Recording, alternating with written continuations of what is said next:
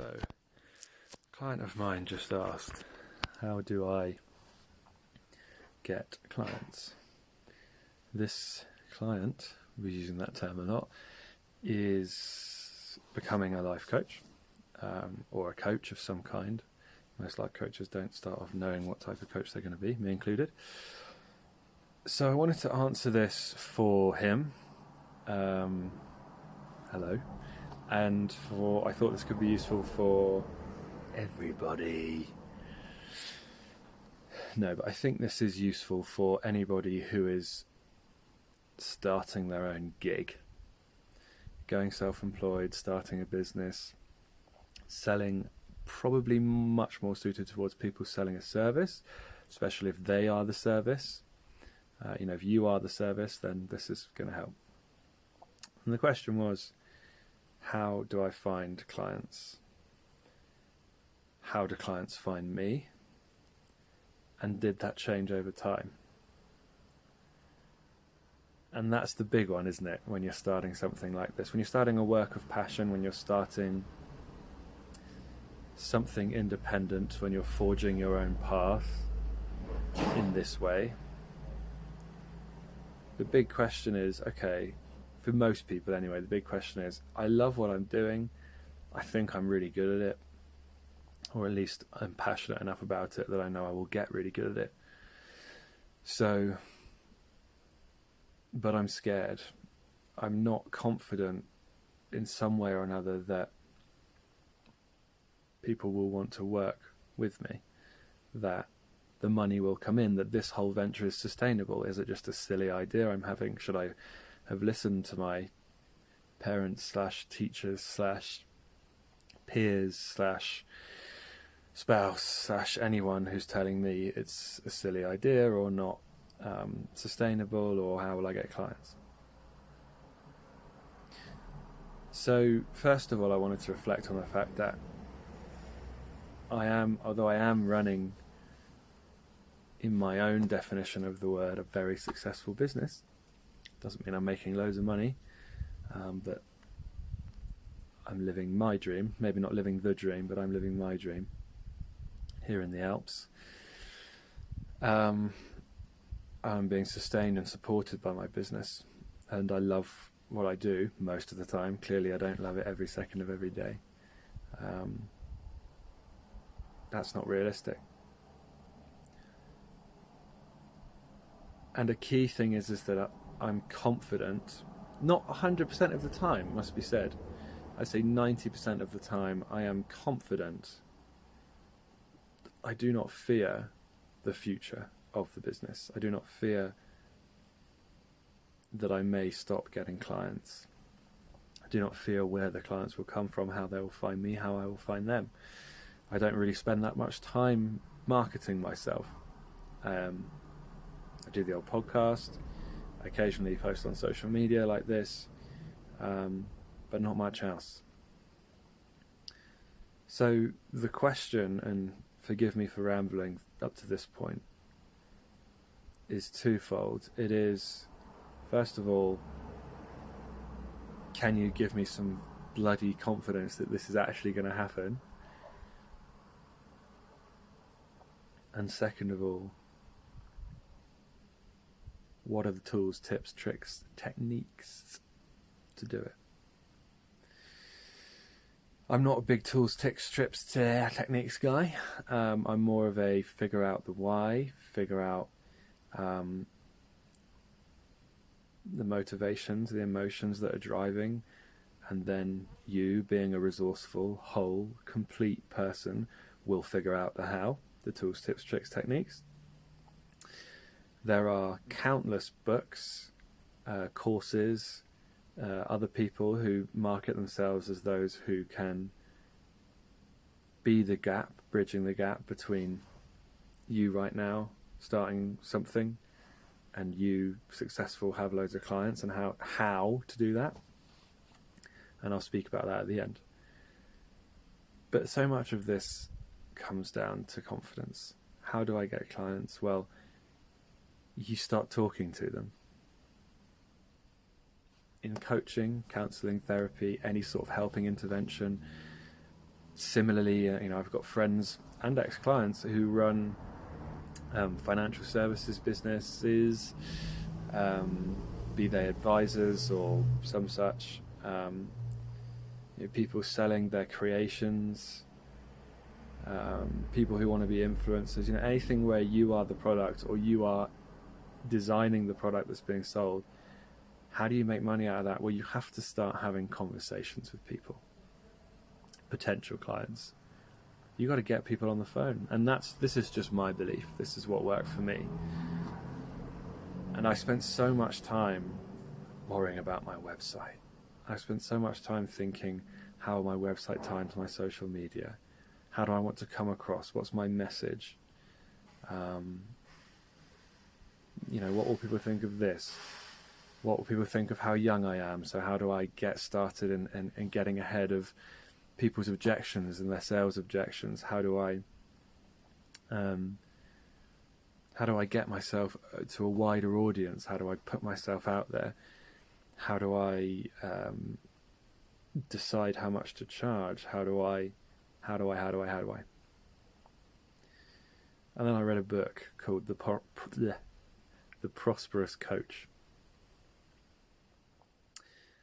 And it changed everything. And it might not change everything for you, but it was radical for me. Because the key message it said was, you need to be talking to clients. Doesn't matter if they're paying you or not at first. Eventually they will. But if you're a coach or you're selling a service, you need to be in conversation. Sales don't happen outside of conversations. You don't create clients outside of conversations. Okay, if you're selling pottery, you don't need to have a conversation with everyone to make a sale. But at first, to get yourself out there, perhaps you need to have conversations with intermediaries, shops, influencers, etc. But for me, for people in selling themselves as a service, it's all about the conversations. You're not going to close sales on Instagram.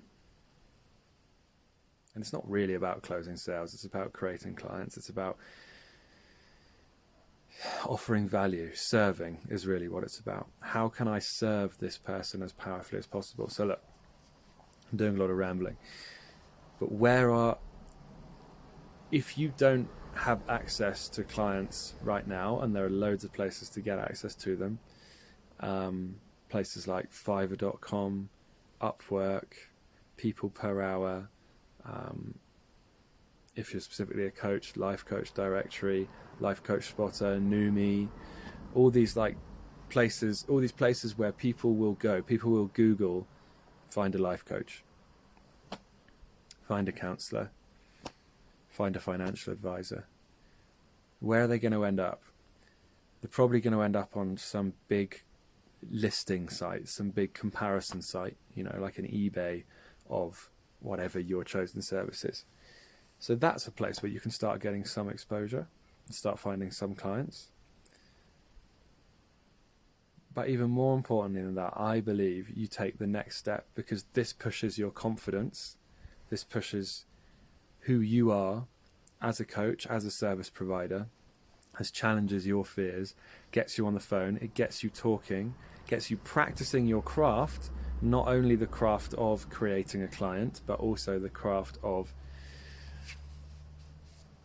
for me, coaching. I'm actually coaching people on these calls. And it's spreading the word, one person by person, of who you are and what you do and the power of your service. So here's what I did. I'm just going to get to the story bit now. I realized that all of this focus on my website and my Instagram and my message and the content and, the audios I was recording, I realized that wasn't really reaching anyone. And that's not what made people committed enough to become a client, especially a high-paying client. So I reached out to my network. I talked to people I hadn't talked to in years. I got them on the phone. And after seeing how they were and, doing the usual stuff, eventually it came to the question of, so what are you up to? Oh, I'm a coach. Most people would say, tell me a bit more about that, so I would. And then when I was ready and when I was comfortable, I would ask them. Maybe they would talk about a challenge they were having. They would mention some sort of issue they were having. Maybe they'd mention just something they wanted that they didn't have. I would ask, would you like some help with that? And most of them would say no. Some of them would say yes. If they said yes, I'd offer them a free coaching session. No strings, just coaching. There wouldn't be any sales, there wouldn't be any talk of sales or creating a client or anything like that. We'd just do a coaching session and I would serve them as powerfully as possible, and I would spend a day focusing on how can I serve this person. And then at the end of that coaching session, sometimes people had a great session and they wanted to know what more of that would look like. So we had that conversation. Then we had the conversation about price and about commitment and all that kind of stuff. Most of them would say, oh, that was really useful, whether it was actually or not. They'd say, oh, that was really useful, thank you, I really appreciate that. And I'd say, great, thank you. And it wasn't always easy to hear the no's. In fact, most of the time, when people didn't want my coaching on an ongoing basis, it was pretty hard. But it got easier. I got more and more used to the no's. I got more and more practice at coaching, at doing my thing, my craft. I got more and more practice at then creating a client out of that situation, of offering my services, of making a proposal to a potential client. And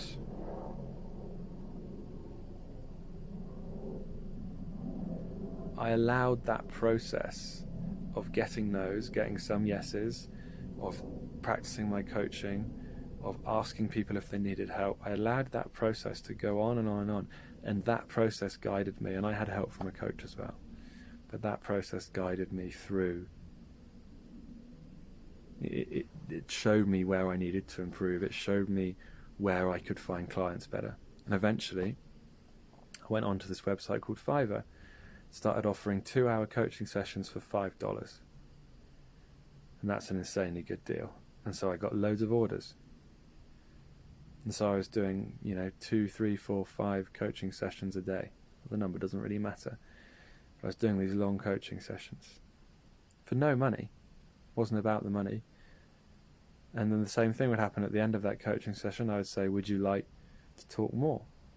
If it was a yes, I made them a proposal. If it was a no, great, thank you, it's been a pleasure. And it got to the point where I was really amazing at these first sessions. I was so confident. And that was then what started selling my coaching. That was what made people want to work with me. I was so confident. I was so well practiced. And the cool thing is that the people who didn't want to work with me, which was maybe 80% of the people I coached for free, no, 90%, most of them would then recommend me to someone, or someone to me, because they'd had such a powerful free experience. They never really wanted to pay for long-term coaching. They still got served powerfully and authentically and skillfully. And so they would pass my name on, or they would become a follower on Instagram, or I'd get in contact with them in a few months' time, see how they were doing, until I had hundreds of contacts on my business WhatsApp, most of whom I will never speak to again, but a small percentage of whom are now enthusiastic, perhaps what could be called raving fans, and they will sing my praises, and they will bring me other business. And then, and only then, when I'd got over that fear of talking to people and making proposals of business, and over my fear of money, then I went on the listing websites. Then I started working on my Instagram. Then I went on Life Coach Directory, and then the business starts coming to you because you've built that network.